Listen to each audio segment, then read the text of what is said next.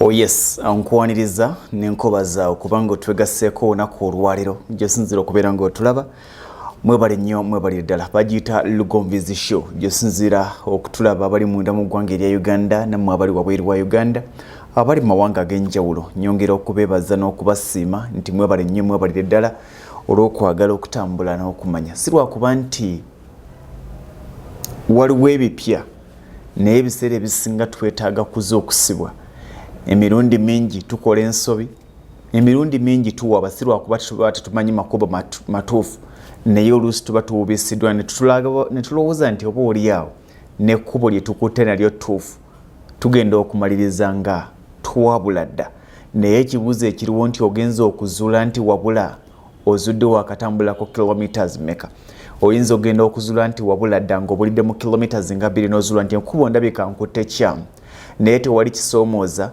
okuzuula nti wabuze ng'oli mu kilometers nga 5 olunaku lumu nali nva katundu bakayita migaddaawo ku luguudo lw'ebbombo kati nali mupya ku luguudo olwo nga sirumanyi nnyo bwe nfubutukayo waggulu eyo gye nali nva mu kifo ky'okuvuga nga nzira mu Kampala navuga nzira Luweero ngenda okuzuula nti nabuze nga nengera obupande bwawo obulenzi nenga nti ndabika nakutte ekkubo kyamu ne mu bulamu bw'ensi eno bwe bityo bwe biri oluusi tugenda okuzuula nti twabuze nga tukutte ekkubo kyamu si lwakuba nti tuba tetumanyi kkubo ttuufu naye ebintu bingi ebituwugula abantu bangi bava ku mulamwa si lwakuba nti basiru si lwakuba nti tebamanyi kituufu naye bawugulwa okuwugulwa oyinza okugamba nti oluusi kya bulijjo naye ekikulu mu byonna ozudde ddi nti olabika owuguddwa kodde ku kkubo ettuufu abantu abamu beetaaga kubakoonako bukoonyi obazuukusa abantu abamu babeera batunula naye nga beebase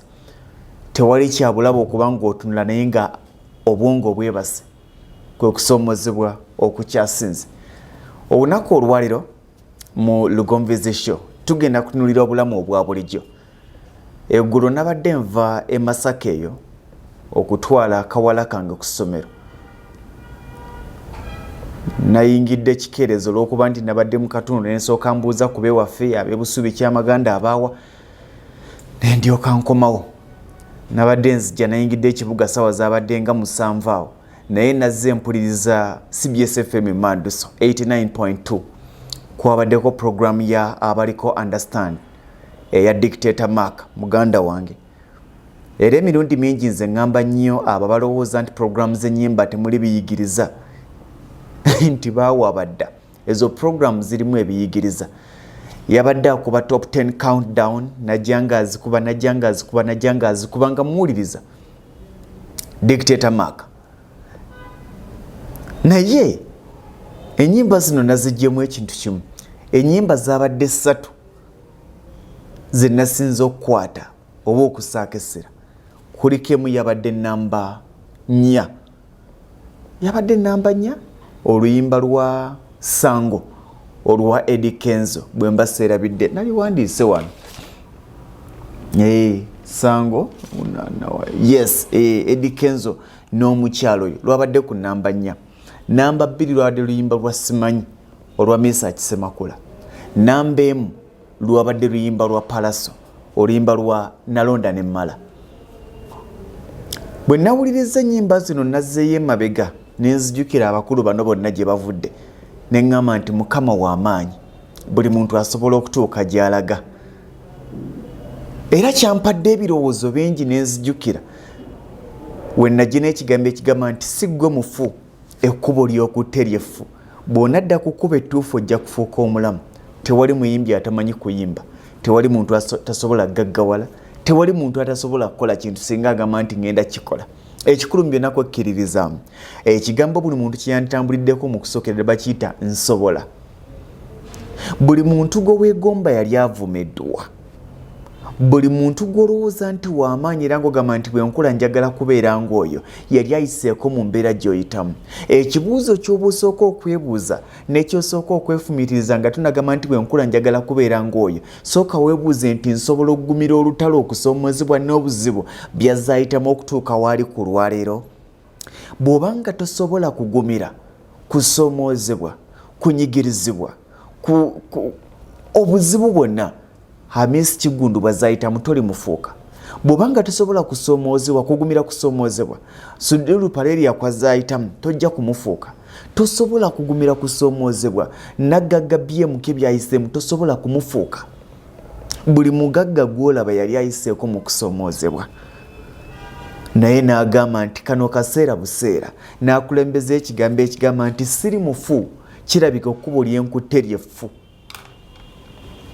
tewali mulimu mubi era tewali mulimo gutafuna naye okujjako ng'ogukwasizza ekkubo effu nagwo gujja kufuuka omufu weevuma okusiika paani waliwo abamusese ne bagaggawala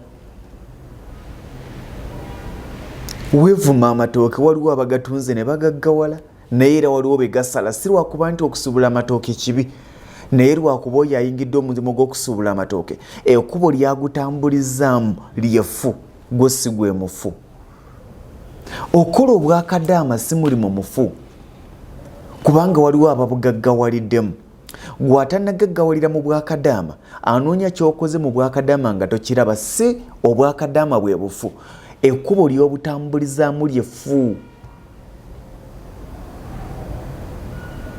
ekkubo ly'obutambulizaamu ly'effu mpozi katini nnyo nfunye abantu bangi nga baŋŋamba twagala akatabo obutabo bwa mwami Miss Kigundu mbusangawa abamu bali bweru abeeraga nti omuntu wange agenda kujja Uganda nandyetaaze okumutuma akatabo tukonoonya tetukalaba obutabo buno waliwo akatabo kano akasooka akali bwe kati abasinga mwali mukalabyeko aka Success and Failure Based on Reason and Reality kano twakasoma mu programu eno tukamalayo kyenkana tunaakaddamu buzi n'akapya ke yawandiise kano aka Reason as the World Masterpiece kano kemulaba obutabo buno bangi mubadde mumbuuza nti tubusangawa genda mu supermarket yonna ennene eri mu Kampala buli kizimbe kya Ham Towers kwebuli genda ku supermarket eza Queens zonna kwebuli ne supermarket ennene eziri mu Kampala ne Uganda kwebuli genda ku petrol station naddala mbulaba nnyo ku petrol station eza Toto ne Shell naye ndowooza n'endala naye ne supermarket ez'enjawulo mu Uganda ennene ojja busanga ate n'amatundiro g'ebitabo ojja busanga mu butabo buno obubiri bangi muludde nga mubumbuuza nti mbusangawa abamu nga muli bweru naye nga mwetaaga okubutumya omuntu gw'otuma mugambe agende either ku Shell oba ku Toto oba ku bookshop ennene mu Kampala n'ebitundu ebirala oba agende ku supermarket yonna naddala eza Queens supermarket ajja kubanga abusangamu okuli kano aka Success and Failure Based on Reason and Reality ne kano aka Reason as the World Masterpiece ojja kubanga obusangamu bulimu ebintu bingi bye weetaaga okuyiga mbadde nkunyonnyola nti bwe nabadde nzija nawuliriza program ya music ojja kumbuuza nti mwami Lugonvu naawe owuliriza ennyimba nze ndi muntu wa music nnyo era bwe ntandika okuwuliriza ennyimba nyina ennyimba zange ezinnyumira era sobola kuga nti muyimbi gundi yasinga okunyimbira obulungi abeerako mu kaseera ako yankolera kati waliwo akayimba ka Ssango oluyimba lwa Simanyi Miseach Ssemakula in fact Dictator Mark wakoze selection ennungi naye ebyo bina nga tetubitunuulidde kiki kye nayigiddemu natandikidde ku presenter Dictator Mark akola ku CBS FM Madu so recently yali atuuliramu nnyo mugana wange Patrick Omujioka ng'agenze mu campaign ng'ali mu kunoonya akalulu n'amutuuliramu ne mwannyinaze Anne Sebunya ku makyawo bwe yakomawo mwami Patrick Omujioka honaleba ate kati Dictator Mark anaddayo mu programu ye ya abaliko understand 89.2 obadde owuliriza Dictator Mark in the morning hours n'ogamba wow n'omuwuliriza mu abaliko understand n'ogamba nti yes buli muntu ojja kunjulira nti Dictator Mark y'omu ku bapresenta abalungi mu Uganda si lwakuba nti akola ku radio nene si lwakuba nti ali giant munene naye ayogera n'owulira nga real owulira presenta ayogera naye njagala okujjukisa nti Dictator Mark yamwako omulimu ku radio 3 ze sijja kumenya Dictator Mark ku lwaliro nga yeegerera omusaala gw'ayagala naga nti wano n'omwandi nnyongezaamu ne bamugamba tujja kitunulamu yakolako okumala omwaka ogutaali gumu nga tasasulwa wadde 10 Dictator Mark gwolaba yagobwako nga bagamba nti byakola majaani mugana wange Buyondo Sula owasula bwa events mwoludde nga mukwatagana nnyo. Bino ebintu bwe biti oyinza oga nti bitukwatirako wa? Olwaliro oyinza okuba ng'onyoomwa, olwaliro oyinza okuba ng'oyisibwamu amaaso, naye buli lw'onaawuliriza abakunyooma n'ogenda naabo togenda kutuuka gy'olaga, kubanga buli muntu gwe tulaba omulungi yali avumiddwako, buli muntu gwe tulaba gwe twegomba yali anyoomeddwako. Up to now Dictator Mark singa awuliriza buli kigambo waliwo era bagamba nti nze byakola tebinnyumira. Tosobola kukolera kusanyusa buli muntu, naye ng'ovudde ku ekyo mu bulamu bw'ensi eno waliwo kye bayita okwekkiririzaamu n'okulemerako. Ogamba nti nina okuzimba ennyumba, ogamba nti nina okugula poloti, ogamba nti nina okuwasa, ogamba nti nina okufumbirwa, ogamba nti nina ogendako ebweru, ogamba nti nina okuzaala, ogamba nti nina okutuuka ku ekyo kye neetaaga okutuukako. Singa wekkiririzaamu ojja kituukako, okuggyako ng'ogamba nti tewali yali akituuseeko. Kyokka n'ekyo ekitalina yali akituuseeko, bw'otunuulira ebyo ebiine abaali babituuseeko waliwo yasooka okukituukako. Kati ekyo ekitalina yali akituuseeko osobola okuba nga gwagenda okufuuka asoose kituukako, kubanga neyasooka okutuuka ku ekyo kye batuusetuuseeko bwe yali agenda okituukako bangi bamugamba tekisoboka, ne yekkiririzaamu nti nze ngenda kisobola. Oli wanjawulo mu balala. Ani yagamba nti ebiremye abalala naawe birina okukulema? Ani yagamba nti bwe luba ng'oluzaalo lwabula ewaka nawe togenda dufuna? Abantu abamu ffe kennyini ffe twerangirirako ebizibu. Abantu abamu ffe kennyini ffe twerangirirako okulemesebwa, okusiraana, ffe twerangirirako ebizibu nekikutambulirako.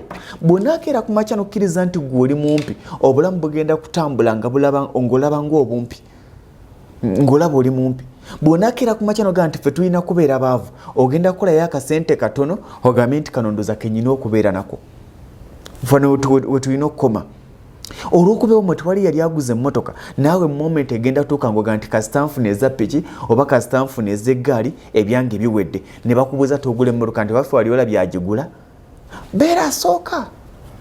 Kiva mu kwekkiririza. Dictator Mark nazze muwulira nga nnyumirwa puroguramu ye, naye yavumwako, yammibwako omulimu, yakolako nga baga nti atuulaawo akolaawo, ate tunaamukolera kinaye atulemeddeko teyeegoba.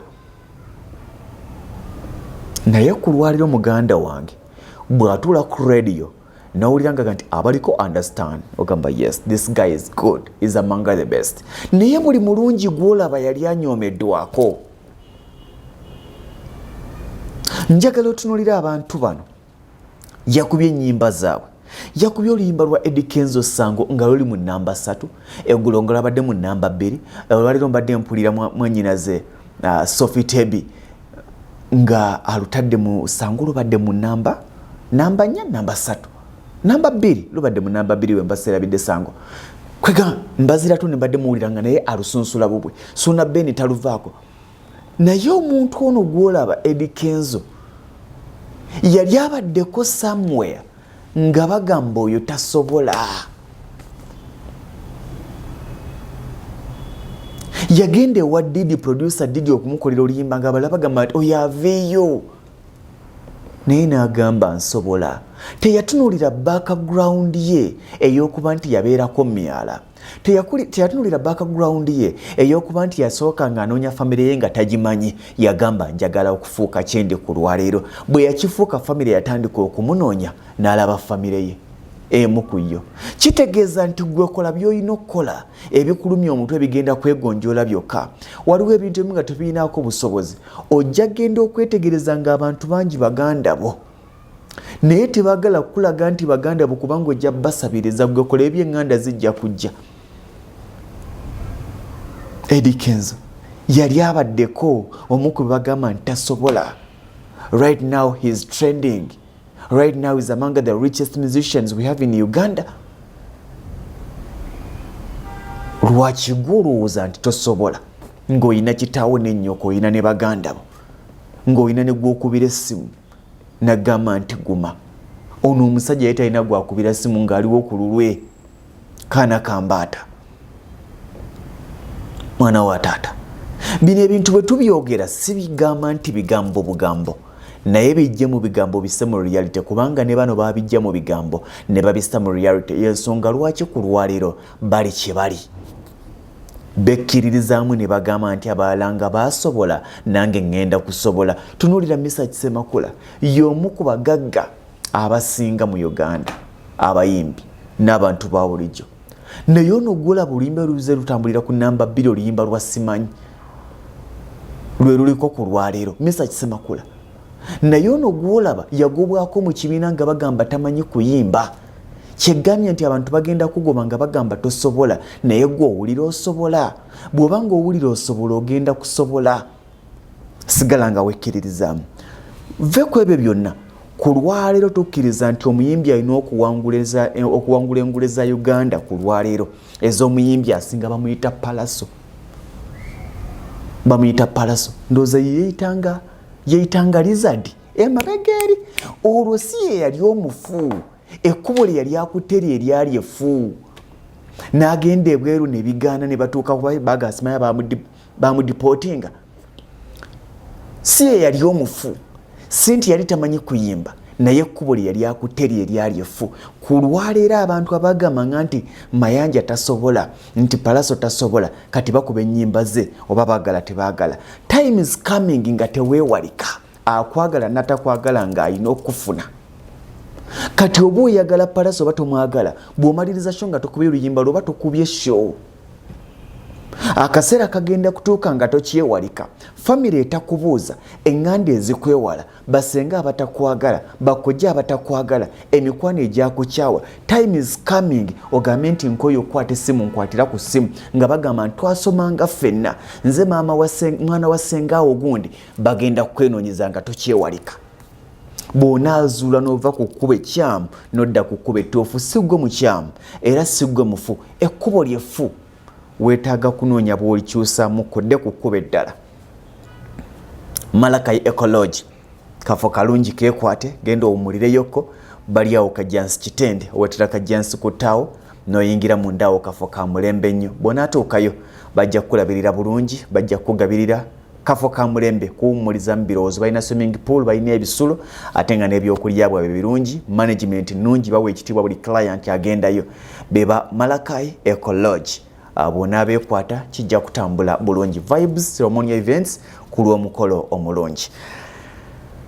Mu bulamu bw'ensi eno twagala nnyo okutambulira ku museetwe, naye tolina w'ogenda kusanga museetwe nga tomaze kumalako kasozi. Mu bulamu bw'ensi eno twagala nnyo okutambulira ku museetwe, naye tolina w'ogenda kusanga museetwe nga tomaze kumalako ko kasozi. Mu bulamu bw'ensi eno twagala nnyo obuyiringito, okuta ne tubambula ebintu ne byetambuza byokka, naye buli gw'olaba akkirira akaserengeto amaze kumalako kasozi. Gwe lwaki toyagala kusooka kumalako kasozi olyoka onyumirwa akaserengeto? Kankiwandiike ne wano. Gwe lwaki toyagala kumalako kasozi olyoka onyumirwe akaserengeto? Abali waggulu bonna be mwegomba, abali ku lusozi waggulu baamala kuwalampa kasozi ako. Tewali gwe baatondera waggulu gy'ali, tewali yatondebwa na ssente, tewali yatondebwa nga mumanyi. Buli gw'olaba omumanyi omulungi yanyoomebwakoko, naawe okyanyoomebwa, but time is coming nga buli omu tasobola kukwewala. Kino kyeggamba ge mazima agakaawa. Nawulidde omwana ng'akuba ennyimba, nawulidde abantu abakubya amasimu, bamaama afuswa, bamunyarwanda, baraga payipa baani, naye nga ku bakubi b'amasimu nabaza amasimu 36, amasimu ne messages 36, naye ndowooza 30 oba 20 tugambe nga bagamba Pallaso. Naye omuntu gwe bagamba nti ku lwaliro y'omwana yalese, kati mpulidde olalaye n'akayimba ate akapya kakubye, aba alina muwala ki? Gwe bagamba nti oyo mwana yakubye, bennyini bagambako nti oyo tatwesibaako, tasobola agenda alime. Era Pallaso yaliko worst performer of family eyo, nga bawaana Chameleon, ne bawaana omugenzi Eke, ne bawaana Wizo. Pallaso ne bagamba bo balowooza nti olwokuba family eyo nanyimbi naye nabo banaayimba nga bwe bamulaba. right now he's number 1 mu family kulwalira ba trending. Chameleon of course asigalayo mu level ye naye kulwalira ba trending tosobola kwewala Pallaso kyana kikuba kino bannange akaseera ko kagenda kweggula buli muntu agembe bannange ng'akwagala n'atakwagala tasobola kukwewala ngo akwewale alagewa akaseera kajja ng'akwagala n'atakwagala tebasobola kukwewala akaseera ako kagenda kujja naye okeetegekedde wangi era oli mwetegefu okuva ku kkuba effu okwate ekkuba ettoofu wali weebuuziza nti lwaki abantu bano tukola omulimu gwe gumu naye nze siraba ssente wali weebuuziza nti lwaki abaana banne bwe mwasoma koosi ye mbaafunadde emirimu gwe gyakubula wali weebuuziza nti lwaki bayizi banno bwe mwasomanga ssente bazirina gwe toziraba wali weebuuziza nti lwaki generation yammwe mwe muzze mukulira mwe muzze musanyuka banno bali waggulu gwe wasigala wali okyebuuziza nti lwaki mu famire yonna gwali wansi si ggwe mufu ekkubo ly'okutte ly'effu weetaaga kunoonya kkubo tuufu ofuuka omutuufu bulijjo tokyawanga abantu abakusinga fubanga nnyo okukola emikwano n'okusemberera abo abakusinga obumu ku bubonero bw'obwavu kwe kukyawa abakusinga obumu ku bubonero bw'obwavu ze ntondo ku bakusinga omuntu ng'anaabeera mwavu akyawa olulimi olugagga omuntu ng'anaalemerwa mu kubanga talina mulimu akyawa ebyogerwa abalina emirimu nkiddamu omuntu ng'anaaba mwavu akyawa olulimi olugagga buli lwawulira aboogera ku ssente tugambe nti oba nawulira nga baga nti kakati njagala kutekkula konteyina yange eyo yavudde Nairobi naye amusolo ennaku zino bamanja ssente nnyingi tayagala biwulira alowooza bamwesomerako tebeesoma ye gwali mu kabonda akakyamu naye omuntu ono ayogera ebintu ebyo mwebuuzeeko nti owange gwe wakikola otya tewali muntu yazaalibwa n'atondebwa ng'alina kuba waggulu eyo bonna balina kuba nga ffe naye obulamu buno bugenda ne bukyuka noga nti bukyukidde wano naffe kennyini oluusi twerangirirako ebigambo ebibi nze ndabye abakozi bangi abalemu emirimu nookera ku makya gwe n'otuuka ku mulimu noga nti bannange munyambe anti mu famire nze kaalimu obulungi emulimu gye nabadde nkolera kampuni bagigadde ate gye nasooka okukolera manager bamuggala ate eri gye nali bakyankala na famire kati nensigala nga siina mulimu kakati wano wensigazizza mama wange ne taata wange bayawukana lwa nsimbi ate kakati baganda bange tekuli alina mulimu ne boose yandikuwadde omulimu agenda okuwulira ng'onyumya bizibu byereere agamba ono anaasoboka naakuta kakati obulamu obwo gwe kennyini kye weerangiriddeko life gye weetambulizaamu egenda kutegeeza kinene eri enkyayo ebiseera ebisinga background yeewamu bw'obanga tosobola kugirwanyisa gijjawo gyerabire nkiddamu bw'obanga background yeewammwe obwavu bwewammwe obugumba bwewammwe okulemwa okufumbirwa kwewammwe okulemwa okufuna emirimu okwewammwe obutawangaalira mu bufumbo nga tosobola kukirwanyisa kukijjawo kyerabire onoonye chapter empya ye option yokka naye buli lwonaabeera nga kyotambulizamu obulamu anti ffe munange ate ffe tuzaala ne ssenga wange teyazaala n'obeera mu mbeera eyo ne bw'onaagenda okuhavinga sex n'omwami ojja genda okimanyi togenda kuzaala obeera ku bwona amala onambika kubanga tolina results nungi zosuubira kujjayo kyeweerangirirako kitegeeza kinene kyeweerowooleza kitegeeza kinene ne kyeweeyogerako kitegeeza kinene obulamu bwo okubukyusa kutandika naawe okukyusa history wewammwe tatandika na bakitaawo atandikika naawe obulamu bwo okubukyusa butandika naawe okukyusa history wewammwe tatandika na bakitaabo atandika naawe ebyalema bakitaawo tebitegeeza nti naawe bigenda kukulema gw'osobola okubikyusa byabalema kubanga balowooza nti bakitaabwe be balina okubikyusa, ne bakitaabwe byabalema kubanga balowooza nti bakitaabwe be balina okubikyusa, ne bakitaabwe byabalema kubanga nabo balowooza nti bakitaabwe be balina okubikyusa. Kati gwe mentality gy'obawejjamu, ebyalema bakitaawo gw'olina okubikyusa, so si bakitaabo kubanga bo byabalema. Kitandika naawe, tekyalina kutandika na kitaawo.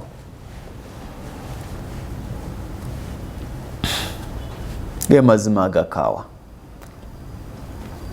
Oyinza okuba nga weenyooma n'okwegaya, toli bubi. Teweenyooma kubanga toli bubi, waliwo abali obubi okusinga.